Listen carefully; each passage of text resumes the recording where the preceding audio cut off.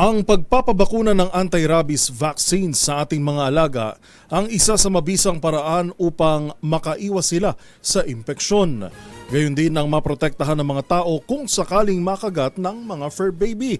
Kaya obligasyon ng bawat pet owners na mabakunahan sila at sagutin ang gastos kung sakaling makakagat sila ng ibang tao.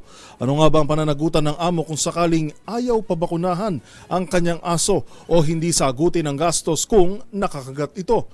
Alamin sa expert's opinion o alamin sa report na ito. Isang responsibilidad ang pag-aalaga ng mga aso na madalas na tinatawag din na man's best friend. Nakapaloob sa Republic Act No. 9482 o ang Anti-Rabies Act of 2007. Bukod sa shelter, pagpapakain at paglilinis, responsibilidad din ng mga pet owners ang pagbabakuna ng anti-rabies vaccine sa kanilang mga alagang aso. Ngunit sa ilang mga pagkakataon, may mga alagang hindi pa rin bakunado, lalo na sa mga lugar kung saan maraming tao at may tsansa na may makagat ito.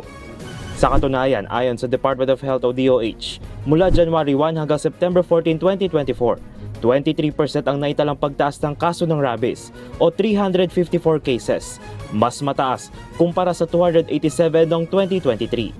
Alinsunod sa batas, kailangang regularly vaccinated at rehistrado ang alaga at huwag hayaang gumala ito sa mga public spaces kung walang leash o tali. Kaya kung sakaling may makagat na ibang tao ang alaga, mayroong pananagutan ng amo sa batas. Base sa Section 11 ng RA 9482, may pananagutan ng amo kung sakaling tumanggi ito ipabakuna ang kanyang alaga na maaari magmulta ng 2,000 piso. Kung hindi naman papayag na isailalim sa observation ng alaga matapos makakagat, ay maaari magmulta ng 10,000 piso. Gayon din kung hindi sasagutin ng amo ang gastos medical para sa biktima, ay posibleng tumaas ang multa sa 25,000 pesos.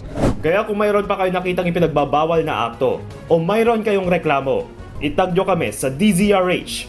Hoy! Bawal yan!